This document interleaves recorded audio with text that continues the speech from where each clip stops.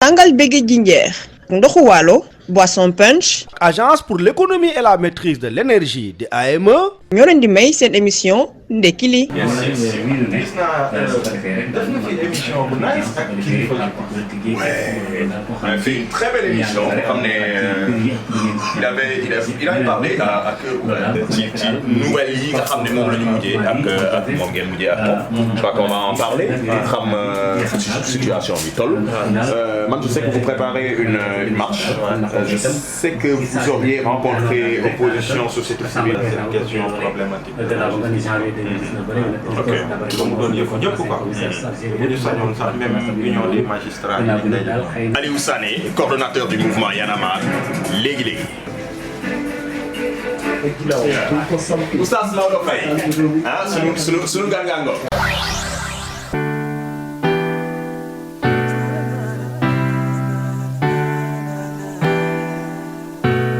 Better wake up in the morning time. Nico di la jox good vibes. Ndekki lu neex tàng jër. Sud FM mooy number one. Ndekki li man moom laay déglu Sud FM. Salaamaaleykum Sénégal man la Beydi bi bu bees yaa ngi ci émission ndekki li ak maam Nicolas Imam Maodo Faye jërëjëf. Voilà, 98.5, le choix de la différence, c'est la première radio d'information du Sénégal. Bonjour, comment ça va chez vous? Ça va très bien chez nous, merci beaucoup. C'est un plaisir, comme tous les matins, de vous retrouver dans votre émission Ndekki li, émission nandite yi gannaaw bi ñu àndee semaine bi yëpp ak Maodo Faye ak Mbacké Sylla nga xam ne mën ngeen leen ko ci TikTok beeg Snap bi puisque seeni soppe lañu mais dañuy jeexalee semaine bi le tubaab di wax saa su ne en beauté puisque dañu fiy dalal ñi nga xam ne ñoo leen itteel ngir waxtaanee actualité mag oustaz Maodo Faye actualité bi nag bokk na ci lépp lu jëm ci mouvement Y'en a marre ak tolluwaay li jamono ji loolu waral ñu am gan gi nga xam ne moo gën ci gan yi ci mouvement Y'en a marre puisque mooy coordonnateur boobee mouvement mais dinañ ci dellu si léegi laata leen di xew damay dellu nuyu bége ziar suma xarit oustaz Maodo Faye bismillah. maa ngi lay nuyu di la ziara bu baax a baax xam naa di nuyu gan gi après da nga ko présenté di nuyu bokk Sénégal yépp fàttewuñu kenn xam naa itam di dellu siwaat rek ci li ma sëriñ si doon yónni ci yow ndax léegi moom da ngaa bokk ci ñoom. xam nga démb rek ndeysaan ñi ngi fàttaliku sëriñ Mansour si borom daara ji juróom-ñeenteelu atam ak itamit keneen koo xam ne ki itam ñoo bokk way juru góor muy sëriñ Moustapha Sy Jamil bu nekk fii ci Fass nga xam ne njaboot lañ ci Cheikhul Khalifa Aboubacar Sy seen anniversaire ñu doon ñaan yu baax ñaan yëpp yàlla na ko yàlla nangu sëriñ Moustapha Sy Jamil moo jur Mansour Sy Jamil ñoom Ahmada ak sama xarit ndeysaan Pape Malick Hadj Malick Sy Jamil kon nag yàlla na yàlla yaatal seen barke ci biir réew mi ci barke yonent bi ñu ngi lay sant bu baax a baax di la gërëm. jërëjëf oustaz am na solo bu baax a baax na nga tàmbalee na xam nga démb merowoon naa leen trop ba ma génnee gis ne sëñ Mansour Sy borom daara ji ñu ngi célébré 9 ans am kenn fàttaliku ma ci yéen ñoom kay njuumte la te man saa su ne damay bëgg non c'est clair wax nañ ma ko ñu leen di fàttaliku loolu waral Mansour bu service digital moom itam bu ñu seetloo vidéo démb bi moom la tëjee image boobulee ngir voilà jëmmal bés boobee moo tax li nga duggee am solo bu baax a baax ndax man kilifa diine yi saa su ne bu ñu amee date yu ni mel day baax ñu koy fàttali rawatina ñun ndaw ñi n'est-ce pas lu wér nga wax kay am na solo ñi ngay nuyu mbokki Tiwaawan yooyu woote yëpp di rafetlu liggéey bi waa Fass yëpp rek jërëjëf ñu ngi leen di sant di leen gërëm kon nag gannaaw loolee ak introduction oustaz Maodo Faye ñu daal dee jublu ci gan gi Aliou Sané mooy coordonnateur du mouvement Y'en a marre Aliou Sané c'est un plaisir de vous recevoir ce matin ci ndekki li bismillah. Tout le plaisir est pour moi Nicolas. di kontaan torop ci invitation bi sama teewaay ci émission. bi nga xamante ni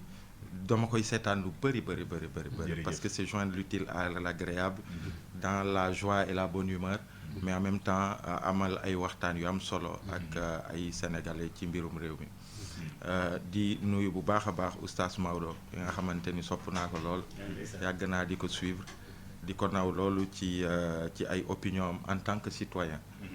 di joxe xalaatam ni mu gën a rafetee mais ni mu gën a fermé et ni mu gën a sincère ci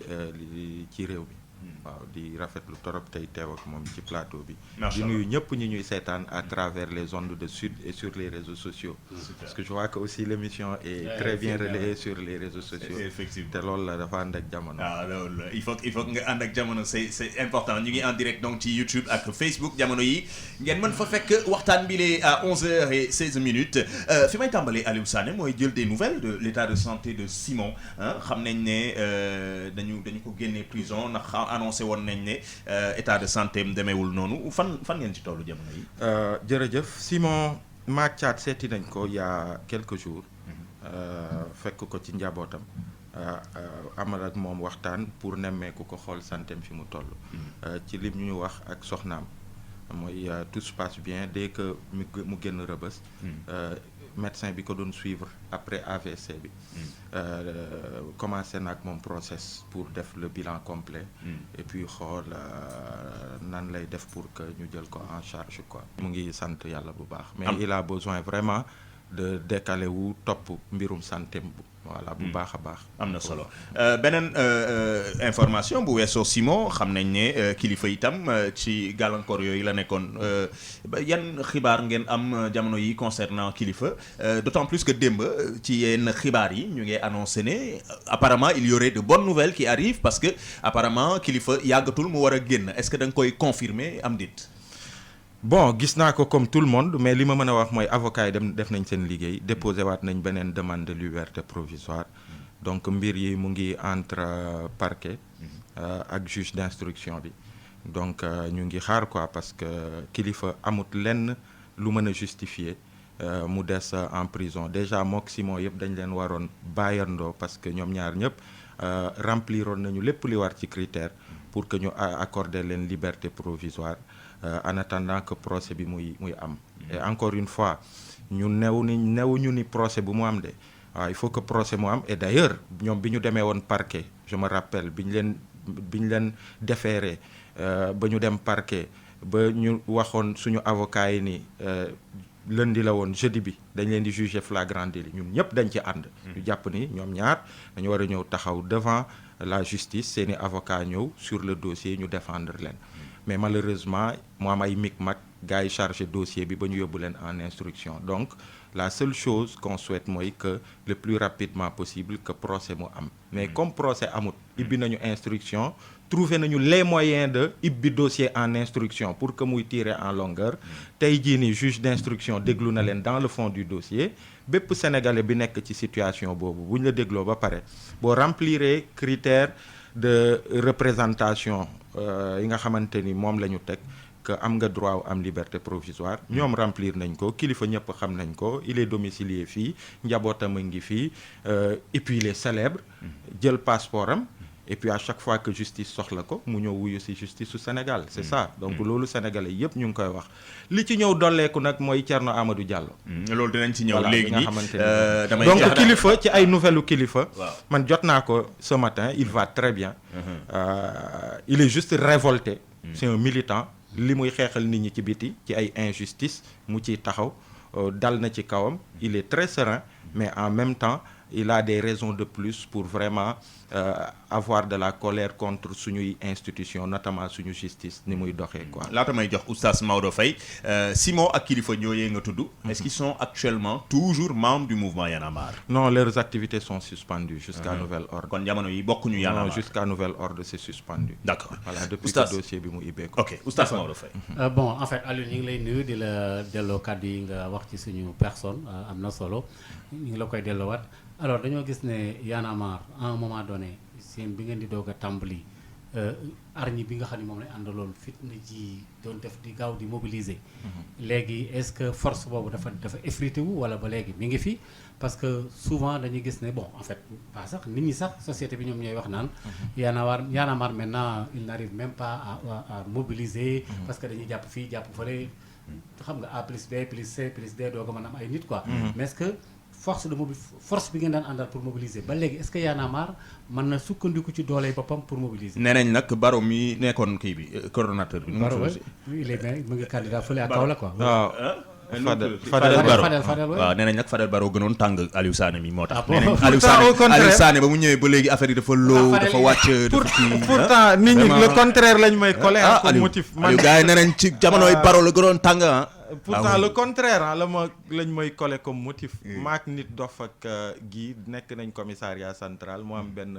responsable police bu ñëw ne Aliou Sané yow depuis bi nga jëlee Y'en a marre da nga radicaliser mouvement bi parce que ton discours est radical. alors que Fadel il était plutôt diplomate quoi. donc moom la ma doon wax di rek quoi. donc juste pour revenir laaj bi am na solo torop oustaz mais Y'en a marre contexte bi mu juddoo et sur une période très courte de quelques mois ak contexte ébullition bu amoon ñu jëm ci ay élections sénégalais yi xaaruñu woon sax Y'en a marre pour commencer di génn. au contraire Y'en a marre boo xoolee jamono jooju balaa Y'en a marre di juddu jeunes yi dañ daan génn di taal. et justement Y'en a marre dafa ñëw mu cristalliser loolu canaliser ko pour mu doon benn énergie bu positive ñëpp ànd xeexandoo sur une période courte. boo xooloon am na ay jamono yi nga xamante ni demoon nañ ba chaque mercredi ñu woote manifestation parce que enjeu wu époque yooyu la woon on allait vers des élections ak un président bi nga xamante ni dafa bëgg tripatouiller constitution pour rester au pouvoir donc c'était da ngay xool même en termes de publicité en communication une campagne de communication une campagne de publicité day gàtt mais day intense donc période boobu loolu la woon et puis aussi du woon Y'en a marre rek Y'en a marre dafa amoon place bu am solo ci mouvement des forces vives du 23 juin mu doon fer de lance su mouvement des forces vives du 23 juin mais il y avait aussi la classe politique alternance bi bu amee c'est parce que y a eu Y'en a marre un mouvement bi indi souffle bu nouveau il y avait la société civile classique bi ñu xam aussi ñoom doyen Alioune Tine ñoo nga fa ak ñeneen il y avait la classe politique donc c'était pas que Y'en a marre maintenant c'est vrai qu'à l'époque Y'en a marre moo doonoon phénomène bu nouveau bu émerger yi nga xamante ni dafa susciter woon curiosité wu sénégalais yi nit ñi opinion bi mais aussi des médias donc loolu la léegi nag bu loolu jàllee ñu ñëw ci période bu xaw a gën a dal parce que amatul enjeu électoral y a un nouveau président bi ñëw mu bëgg ñu jël pour que ñu ñëw bokk ci nguur gi ñu ne ko baax na ñu jàpp ni nga baal ma lan la leen proposé woon jamono yooyu proposé woon nañ leen ay député waaw comme non déjà peut-être que Fadel Barro aurait pu être le premier ministre de la jeunesse de Macky Sall à l'époque et de la citoyenneté bu ko nangu woon Fadel Barro oui ñun les cadres ñenn ñi ils auraient pu être les députés oui ñenn ñi ñu dugal leen ci liste yi ñenn ñi ils vont prendre des ñenn ñi à l'étranger ci ambassades yi ay bureau économique du Sénégal à Bruxelles wala yu demee noonu et l'autre chose la stratégie de Macky Sall moo doonoon décapiter mouvement bi et ça heureusement qu'on a parce que dafa bëggoon tàgg ce qu'il voulait mooy ñenn ñi mu téye leen fii ku mel ni Fadel tout ce qu'il considérait comme ñi nga xamante ni ñoom ñooy ñi xalaat ñi réfléchir ci stratégie yi cadre mouvement yi mu exiler leen yóbbu leen à l'étranger à Washington New York wala ci yenn ñu pàcc leen waaw loolu la mais kon yow li ngay wax bëggoon tas mouvement li ngay wax nii mooy kon bu ngeen nangu woon proposition yu Macky Sall à l'époque jamono yi ay son excellence la ñuy dégg ak ay monsieur le ministre mais loolu la ay milliards ay trucs kenn du ñu gis voilà mais tamit Aliou aussi c'est-à-dire yéen ngeen bañ loolee servir seen réew parce que dugg ci yenn institutions yi aussi ce serait comme servir son mais pays. Le premier problème bi ñu amee bi ñu defee décision boobu et c'est bien qu'on en parle comme ça et que à cœur ouvert parce que émission bi laaj na ko c'est très ouvert gis nga loolu moo tax je pense que suñuy société sax il faut que ñu koy questionner parfois dañuy joxoñ ñi nga xamante ni ñoom ñoo ñuy jiite mais ñooñu ils sont pas tombés du ciel lu bari li ngay gis ci nguur gi ak ñi ko ŋànk ci suñuy société lañ jógee suñuy nijaay lañu suñuy papa lañu suñuy frère lañu donc suñu société sénégalaise moom moo tëggoo noonu mu secréter genre dirigeant bi mu ngi avancer nag parce que état d'esprit yaa ngi changé mais à l'époque bu ñu defee choix boobu man ci sama propre famille dafa am ñi ma bàyyi pendant des mois ouais buggu leen dara nan ngeen mu nee xeex vous risquez votre vie ñëw mbiri ñëw président ñëw ne leen ngeen jël ngeen ne yéen yoon xanaa buggu leen teraanga excellence tout ça yow nga bañ ko waaw mais xam nga. donc mais c'est des choix. et choix yooyu nag. oui oustaz. non li ma bëggoon wax noonu man loolu sax dama koy rafetlu xam nga nit moom day gëm dara wala mu bañ a gëm dara. waaw d'accord mais li muy wax ni dafa am solo. seen i mbokk dañ leen mere ci choix boobu ngeen def. oui ci choix yooyu loolu tax mooy problème mu société bi. ndax nit ki am gëm-gëmam am conviction am. ne ci lii laa bëgg a nekk. kenn mooy ñëw naan la génn ci non sa waay boo ñëwee nan la jox xaalis yow yaa ngi wax démb xaw ma barki démb. kaay jëm fi quelques milliards te toog nangam réew mi njariñ loo fekkee kon kañ la ñuy avancé. maintenant nag oustaz damay ñëwaat ci sa question bu am solo bi. parce que après période bu intense boobu. bul fàtte ni ci biir loolu Y'en a marre au-delà de aspect wu contestation. dañu jàpp ni ce serait dommage que mouvement bu mel nii. ak espoir bi muy susciter auprès des jeunes. que ñu nekk juste sur ce qui ne marche pas di ko dénoncer. bi ñu jibalee contexte concept nouveau type de sénégalais. bi nga xamante ni au départ ñu bëri dañ fogoon ni. c'est pour renier suñuy valeur ak suñuy maam yi ñu waxoon c'est par opposition à un ancien type de sénégalais bi nga am baaxul alors que du loolu dañ doon reconvoquer yenn valeurs yi nga xamante ni suñu maam yu baax yi ci diine ci aada ak yooyu la ñu yoroon ñu jéem a xool nan lañ koy indiwaate ñu approprié wu ko donc ñu am ay programme yu bëri citoyen sensibilisation sandi kaasu café yi ci mbedd mi saw ci mbedd mi corruption mbedd bi mbeddu buur la indi nouveau type de sénégalais tey sénégalais yi ne vous êtes mal placé pour leur parler de nouveau type de sénégalais waaw ça on en reviendra parce que c'est un mbëbët la yéene la et ce concept de nouveau type de sénégalais bi ñu lancé les premiers ñi nga xamante ne dañu nekk ci apprentissage di ci jéem a dox di jéem a changer de comportement au quotidien ñun la on fait partie de cette société du ñu jóge feneen doon ay extraterrestres ñëw di wax ay mbir mais ci société bi lañ bokk nous sommes les premières cibles de ça au quotidien man yu ci bëri yu ma mënoon def en 2011 mënatuma ko def maanaam avant may siiw man am na yenn place yi sax mënatuma fa dem jeune là et tout parfois daanoon naa génn dem yenn place yi et tout public yi mais tey mënatuma ko même samay sorties dama koy mesurer ñu ci bëri dañ may naan Aliou wi mais yow fan ngay dee nekk à part les manifestations yenn activités ki yooyu on te voit nulle part c'est parce que voilà da ngay def cet effort sur toi sa vie nga gën ko organiser ay ragal ñu piège la quelque part oui yu ci bëri nul n'est à l'abri mais nouveau type de sénégalais boobu ñu wax mais ba ci yu bëri man sama oto boo ci duggee dépotoir d'ordure la kayit bu gën a ndaw mënuma ko sànni ci biti et pourtant bi ñuy lancer concept bi daan naa def yenn yi mais au fur et à mesure damay jéem au quotidien di jubal di jéem a rectifier yenn yi quoi donc pour revenir à oustaz li mu doon wax mu am solo parce que dafa am une longue période boo xamante ni dañu nekk moins dans la contestation mais être plus dans le travail ak jeunes yi au quotidien pour di fexe nan la jeunes yi aussi di amee taxawaay ci seen i gox-goxaan di leen ñaax reboisement avec les scouts de Guédiawaye on a reboisé des milliers d'arbres ci littoral bi un peu partout nga dem ba Kédougou on a eu tellement de choses ak ay jeunes yee leen ci extraction minière bi am Kédougou or Sénégal bi ñu fay jëlee di ko yóbbu tugal ay multinationales ñëw implanté wu fa lan mooy ñoom li ñu moom ci koom-koom googu yan voies et moyens la leen code minier may pour que entreprise yi fay extraire or mu am li ñu fa war a mën a bàyyi ci mbirum santé bi ci mbirum éducation ci mbirum jeune yooyu donc mu am yu bëri yu ñu def ci yooyu mais n'empêche à chaque fois que mu laaj ko je me rappelle que suñu première vraie grande mobilisation bi bi Macky Sall ñëwee au pouvoir après après un an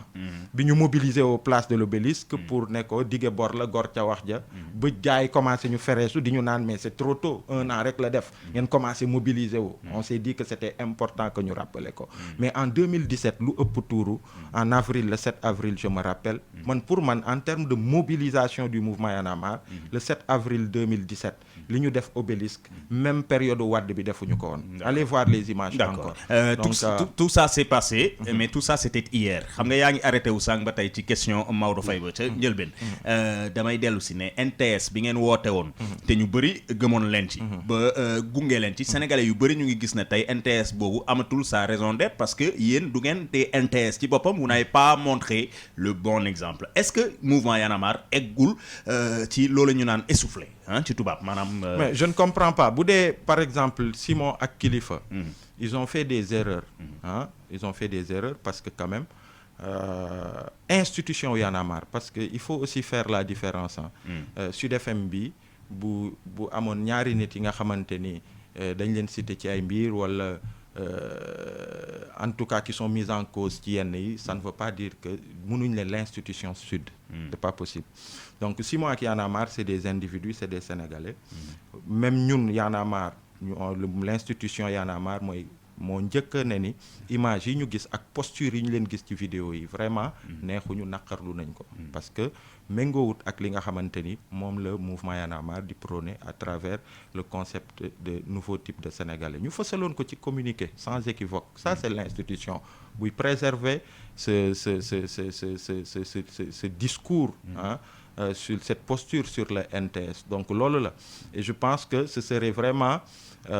dommage ak injuste que ñu bëggul jël loolu extrapoler ne Y'en a marre lii maintenant parce que c'est deux membres du mouvement oui aussi, mais Y'en a marre transcende nos personnes bu institution bi demee ba loolu bu amee mu def communiqué bu officiel wax ni lii ñu gis ci vidéo yi de neexuñu te méngoowut ak li ñuy réclamer. après ngeen suspendre leen waaw ñu suspendre leen quand même loolu suñuy njiit bu ñu ko doon def dëkk bi mu dox. bu doon bépp député bépp ministre bépp DG rapport OFNAC yi gis nga ko fi ak yeneen bu doon dañuy jël exemple ci Simon ak Kilifeu et encore que ñoom ñoo njëkk et vous vous rappelez Kilifeu dafa ne officiellement mu jël kàddu ne suspendre naa samay activités au sein du mouvement pour mettre le mouvement à l'aise mouvement bi mu saytoo mbir yi accepter loolu ba pare ñaax justice pour que mu def liggéeyam ci mbir mi loolu bu doon suñu njiit yi dañ ko daan def bu doon Macky Sall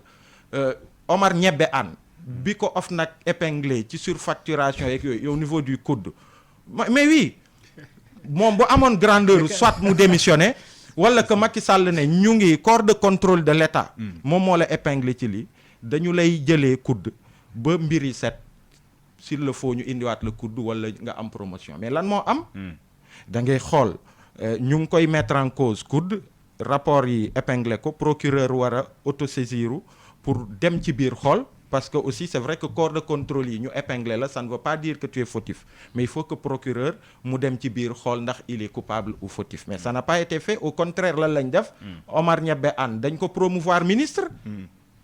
gisoon nañ fi acte Mamadou Seck à l'époque Assemblée nationale ci jamono Ablaye Wade voilà mu démissionné dem bi ñu ko setalee mu ñëwaat avec les honneurs Kilifeu acte boobu la posé Y'en a marre nangu ko ba pare ne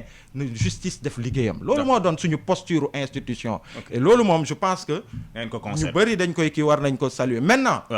concept nouveau type de sénégalais au-delà de ça man pour man li ci ëpp solo mooy tey xoola suñu génération nga xool ba ci élection municipale yi parce que ci biir loolu dañu liggéey lu bëri ci ndaw yi ñu dugal seen loxo ci ni gox-goxaan yi di doxee ñu intéressé wu davantage même aux mairies aux municipalités ñu bañ a nekk seen i kër nekk ci football bi bàyyi conseils municipaux yi di décider di budgétiser di gérer te duñu rendre compte te duñu xam lenn ci ni mairie yi di doxee donc ñaax nañ leen ci lu bëri mais tey da ngay xool jeunes yi tey dans liste citoyenne yi foisonné wu un peu partout ak jeunes yu exprimé woon seen volonté wu dem ci mairie yi nekk ci ay liste citoyenne pour que soit ñu mën a doon ay maire ou ay conseillers mais malheureusement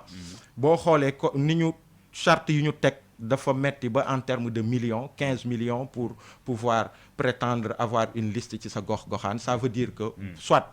boo richul parce que yaa ngi woon ci système bi jël xaalisu citoyens yi ñu dénk la ay mbir tous ces directeurs de société tous ces ministres tous ces dignitaires de la République yi nga xamante ni tey voilà ils sont bourrés aux anges mun nañu prétendre à des listes alors que des citoyens yu am njëriñ ci seen liste yooyu fan ngeen ci féete liste yooyu noonu Y'en a marre en tant que institution demul te duñu dem ay élection loolu c'est un choix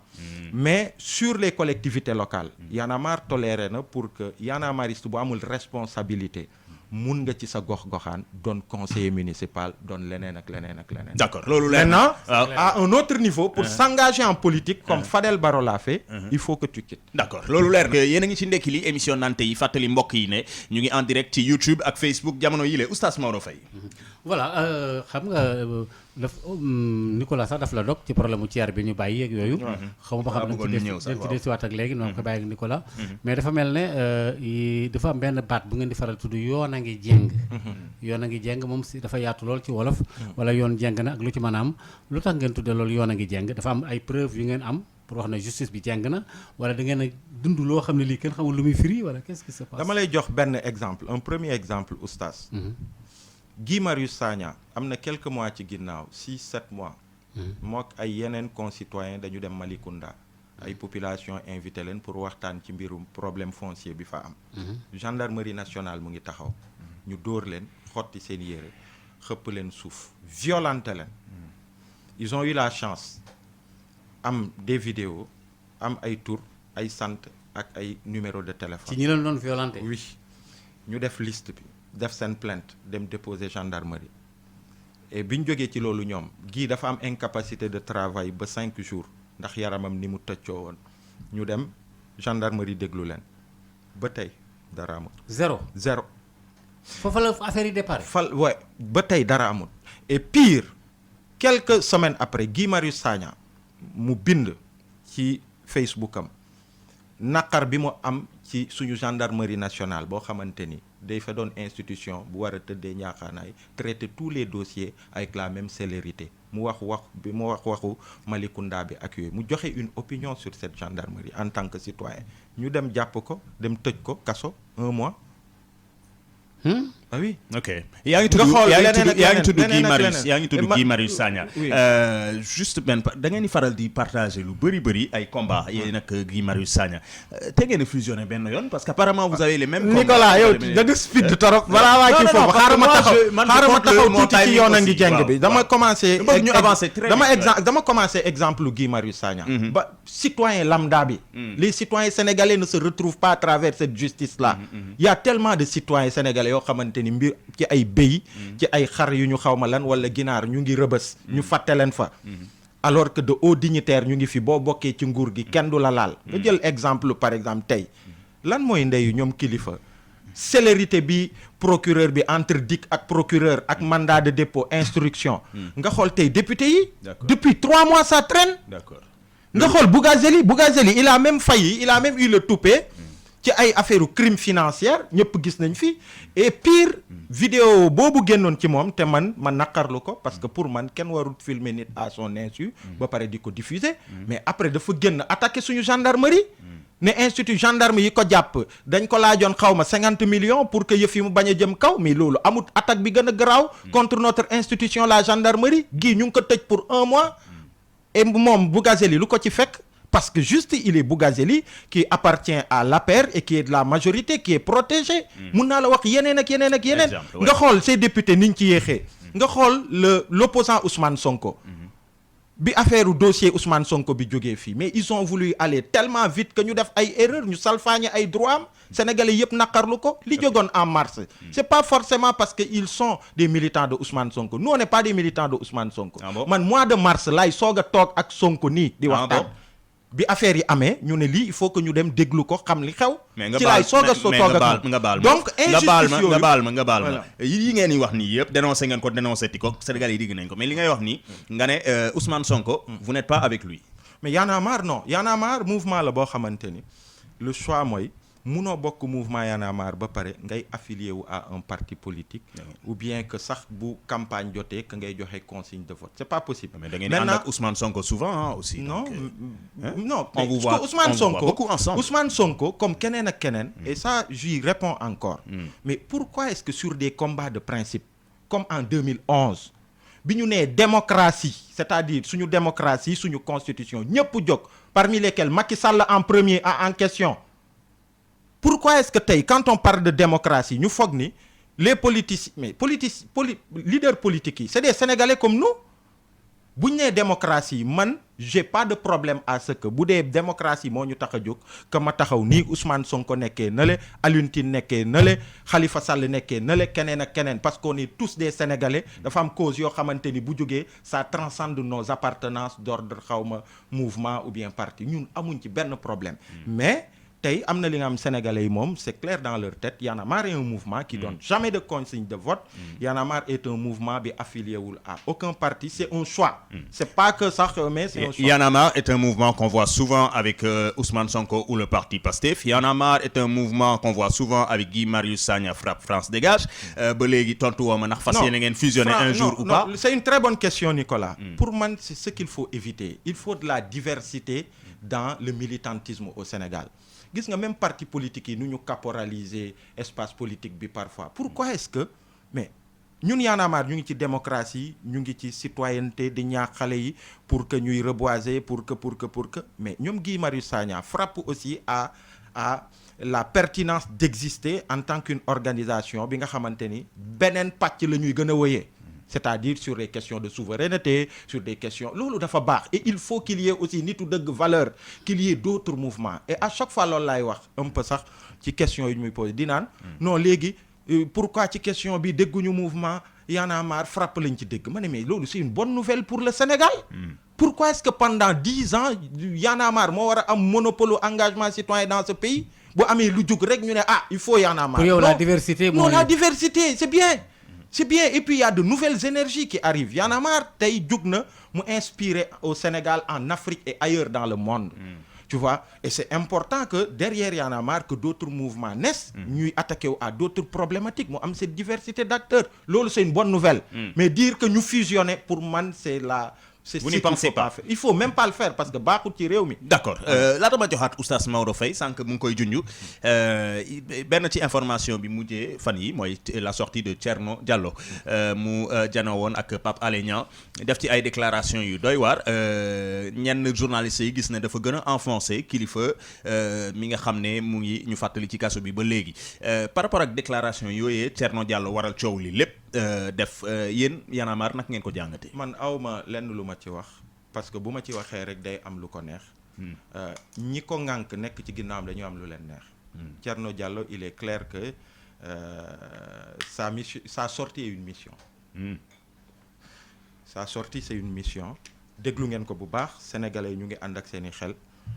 am nañ ci avis biñ ci am te man duma ci sax taxaw parce que leur objectif duñ ko atteindre d'abord ñun journée wu suba bi vendredi 10 dañ ciy focusé buñ ci jógee après ñu wax leneen mais il est clair que mais nan la Thierno Diallo mu nee génn prison te kilifa nekk fa en catimini ki nga xamante ni nee nañ la yow bi nga nekkee prison sa waajur bu jigéen da nga ko perdre nga ñëw génn yow xanaa boo ñëwee di nga tal leneen lu dul ñëw ci média yi di wax et puis lan la fa wax buñ ko nee nii mu ne non du ma fa dugg parce que mais li ko intéressé da koy wax il y a un objectif derrière la libération de Thierno. loolu gis na loolu yëpp cinéma la. il y a un objectif derrière sa libération du ma ci taxaw. du ma ci sax taxaw son avocat en tout cas Maître El Hadji Diouf en l'occurrence mu ngi confirmer saa su ne ay diiram ne d'ailleurs mouvement Y'en a marre. non du mouvement bu set. non mouvement Y'en a marre du loolu bu ko waxee sénégalais yi ñooy apprécier loolu. encore une fois. Et malheureusement les mal intentionnés du pouvoir essayé nañ ko mais ils l'ont pas réussi c'est-à-dire dès que affaire bi éclaté ñu ne Y'en a marre pris mais sénégalais yi dem nañu ba même ci journalistes yi dañuy am ku ñu invité ko commencé ne Y'en a marre journaliste non Simon et Kilifeu un dossier Y'en a marre c'est une institution pas la même chose maintenant Maître El Hadji Diouf c'est pas la première fois mu ñuy attaqué di wax lu ko neex donc loolu amuñ ci problème il est très virulent avec vous oui non amuñ ci problème mais sénégalais yi ñoom xam nañu et ci circonstances yi la ñu gën a xam sénégalais yi fi ñu teg ci mouvement bi et puis loolu mu gën a doon fardeau mu gën ñoo ñaax quoi donc on en était fan à Thierno Diallo donc peut-être ça me permet ma dem ci mbirum libération loolu kenn mënu ko comprendre au Sénégal wax naa ni déjà d'emblée Kilifeu ak Simon ñun newuñu justice bu mu am dañu war a dem ci procès sax ci lu mu gën a gaaw procès mu am bu procès amut déglu nañ leen dans le fond du dossier remplir nañ tous les critères de représentativité dañ leen war a libérer mais bu ñu nekkee ci loolu ñu téye Thier ak Kilifeu Thierno Diallo il est qui Thierno c'est un délinquant multirécidiviste am na benn cambriolage bi mu doon def jam na ci sax benn gendarme bu di riposter ñu jàpp ko ci benn cambriolage mu nekkoon vidéo yi bi muy génn fekk na mu ngi prison dossier bii ñëw ñu téye ko ci moom Kilifeu ak Simon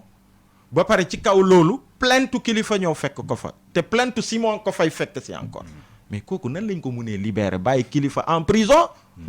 Simon daf ko plainte Kilifeu plainte na ko plainte Simon ngi ñëw waaw dossier bi leen boole ñoom moo nga fa waaw fekk na avant loolu li mu duggee woon prison mooy cambriolage te loolu lépp malgré tout donc il a été libéré mais il a été libéré Kilifeu nekk prison il est clair que tey pour l'exemple ak ci fi ñu jëm ils ont voulu dire parce que c'est malheureusement on a une justice quand la justice bu koy politique di téléguider bu dee pouvoir dafa am cette mainmise ci justice nii lay demee parfois day doon benn justice pour solder des comptes politiques et malheureusement alors que ce dossier comme dossier wu Sonko mais tous les Sénégalais s'attendent à ce que yëf yi tegu yoon procès am mu leer.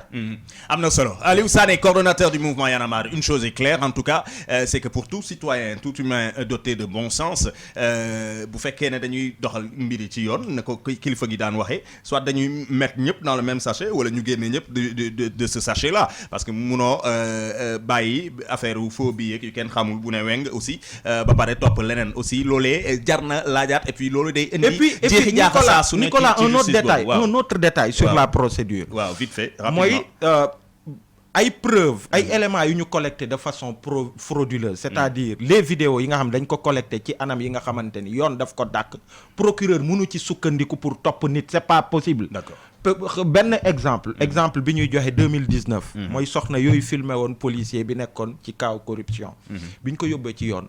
ñi ko filmer ba diffuser ko soxna yi même bu dee c'est vrai ci vidéo bi gis nañu policier bi mu nekk ci naka sa dul noonu policier bi kenn topp ko ñoom la ñu tëj parce que ñu ne leen li ngeen indi pour fonder la preuve ni ngeen ko collecté baaxut balaa ñu jëm ci leneen yéen la ñuy sanctionner et c'est le même cas de figure. am na solo Oustaz Maodo Faye rapidement il me reste 2 minutes on va boucler dama bëggoon ñu tëjee déclaration wu président Macky Sall bi muy def démb bi muy janook RFI ak France 24 ci ramasser nii rek def naa déclaration yi am na benn ba ñaari poñ yoo xam ne jàpp nga ko ci. bon en fait de toutes les façons bi nga xam ne wax na ko moom bu centre Abdou Diouf moom jàpp naa ko ba léegi parce que boobu daf ma échappé xëy na après naa ko toppaat ak yu demee noonu interview bi mu ngi ci site yëpp en fait li ñu ci gën a jàpp sax mooy affaire u 3e mandat bi nga xam ne dafa dellu si waat ci la mu waxoon daaw ak daawaati jéeg ne encore une fois ce n'est pas le moment rapidement da nga non loolu dégg naa ko mais loolu boobu yëg naa ko mais boobu damaa koon beneen bi nga wax sax comme c'est pas le moment. waaw mooy la mu waxoon. wax na lu mu bokk rek la mu waxoon. d'accord léegi dama bëgg réaction mouvement Y'en a marre suivre ngeen un peu sorti. mais le mandat présidentiel Macky moomu ko. constitution daf ko leeral. c'est pas xam nga man pour man soxlawuñ sax avis wu Macky Sall sur la question du mandat parce que c'est pas lui de décider. de toute façon li constitution tënk loolu mooy am. et il est clair dans l'esprit comme dans la lettre mais léegi leneen la buñ ci yeggee. et j'espère qu'il fera le bon choix parce que de toute façon il partira. question mandat bokk na ci rare question yoo xamante ni dafa am consensus national bu fort autour de ça. mais moom nee na wax ji jotagul. non mais. non wax ji kay wax nañ ko ba pare. moom nee na wax ji jotagul ba pare. non tey rek gis naa Nicolas. ñi indi vaaru bi mu koy wax. non liir naa loolu man damaa ko sax centre ba lay wax mais loolu kay. Nicolas léegi nee na jotagul bu jotee dana ci déclaré wu. mais 2011. président Macky Sall dafa laxasoo woon di xeex li muy wax. mais vraiment quoi. kon gannaaw wax ji jotagul kon yéen tamit bu ngeen ci waxee yàq seen wax la. vraiment quoi président Macky Sall nee na wax ci 3e mandat moom ci côté moom jotagul dafay indiwaat poste premier ministre nee nañ waa France 24 ak RFI laaj nañ ko sax kan moo nar a nekk premier ministre après les élections nee na mu ngi ci xelam mu ngi ci boppam ko ah non loolu gis naa ko ngeen ci gis vraiment retour poste premier ministre baal ma de Nicolas mais ça ne m'intéresse pas c'est pour non ça ne m'intéresse pas sunu ay njiit ça ne m'intéresse pas premier ministre qui vraiment ça ne m'intéresse pas un président qui va devant la presse étrangère déjà respecté wul suñu presse Macky Sall même son attitude face à notre presse quand il leur accorde une interview ak attitude bi muy am face à la presse étrangère tu vois carrément que fële il est comme un maître devant comme c'est un élève devant le professeur et c'est qui ou un jury bu dee fii la il est sur ses voilà c'est le gaynde qui parle au non man li ma intéressé Nicolas te ma bëgg ci wax mooy suba waaw loolu daan ci ñëw léegi damay boucler justement parce qu'il y a eu beaucoup de réactions ci chat bi ñu nekk ñu ngi sant di gërëm mbokki internautes yi bu baax a baax si vous voyez à chaque fois moi j'ai 30 minutes d'émission je dois faire jouer avec diggante suma invité ak questions yi ak it timing bi nga xam ne c'est très limité et beaucoup de publicité benn ci réaction yi nee na salut Nico est-ce que Y'en a marre continue à recevoir et à travailler avec les ONG occidentales rapidement. mais oui loolu c'est un choix. yéen a ngi jox ak ONG internationale yi ba tey par exemple on a un projet. bi nga xamante ni c'est pour aller reboisement ak jeunes yi. dafa loolu on l'a assumé dès le départ. ONG internationale on a aucun problème. léegi ce qui est important amul dara lu ci louche. non ce qui est important est-ce que Y'en a marre juddoo ba tey. gis nga ko rek benn yoon. mu revendiquer mu poser acte wala mu am li mu wax ou un programme qui est à l'encontre des intérêts des Sénégalais. donc loolu moo ëpp solo. NTS bi ñuy wax. ci dox ak sa gox. wax ak sa maire. wax ak sa député. sunu gox. nan la ñuy jëmbatee garab. école Thierno Salif Ndongo nan la ñuy def ba mu am ndox ñu dem école bu Sam Notaire nan la ñuy def ba toilettes yi fa amut ñu def fa ay toilettes nga dem nan la ñuy c'est ça qui nous intéresse. Et donc, le plus urgent de ce qui vous intéresse, c'est ce qui va se passer demain, vendredi, moi, une marche bien organisée. Est-ce que opposition, société civile, ils ont répondu favorablement à votre appel? Favorablement, et c'est ça qui est intéressant. C'est autorisé? D'habitude, préfet, dañuy xaar ba dernier moment, pas avant ce soir ou demain matin. Mais ce qui est important de dire, Nicolas, te mo am solo, dafa am li nekk di juddu. Gis nga li amoon 2011, c'est-à-dire autour de questions essentielles, opposition, pouvoir, société civile ak ñëpp. Là, pour marche bi, nous avons l'opposition, nous avons les mouvements citoyens activistes. Opposition, moi, Yewwi, coalition Yewwi Askan Wi, coalition Wallu. D'accord, nañ yéen. Ils sont OK. Société civile bi. Société civile, ñom Alioune Tine, ñom Moundiaye, moy Jammi Rewmi, plateforme des acteurs non étatiques et même l'Union des magistrats du Sénégal, bëgg nañu tay ci journée bi ñu dajé ak ñom pour que mu donne une journée de manifestation pacifique des forces vives de la nation à Dakar et partout. Très bien. Ce sera donc demain la marche convient, enfin bien. Et que nous donne le